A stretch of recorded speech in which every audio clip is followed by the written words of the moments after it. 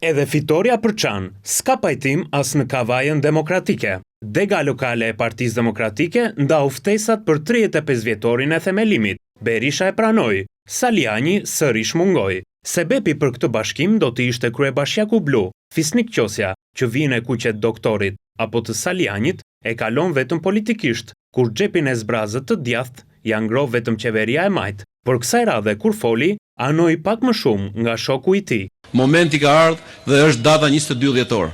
Kemi nevojë të përveshim mëngët dhe ta bëjmë Partinë Demokratike fituese në gjithë Shqipërinë.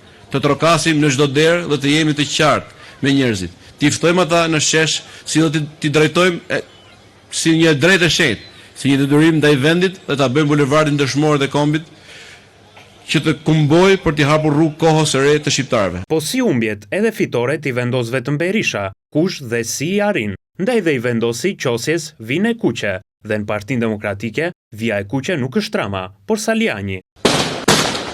Por pjekët jashtëzakonshme u bën të fshin nga harta e Shqipërisë pluralizmin.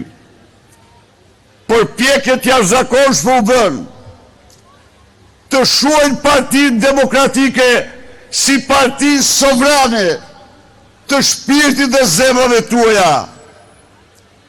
Por pjekët jashtëzakonshme u bën të shtrojnë Partinë Demokratike në një parti fasad, të partisë së krimit, të gjitha dështuan.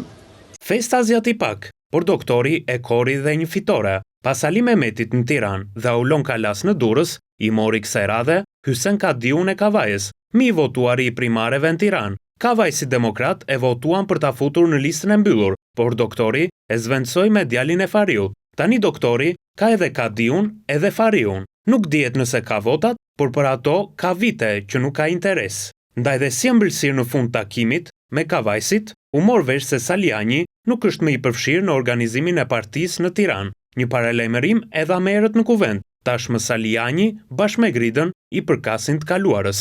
Ate gzofshi ate. Ate me dy duar kjo japun. Bashkë me të shoqet bilës.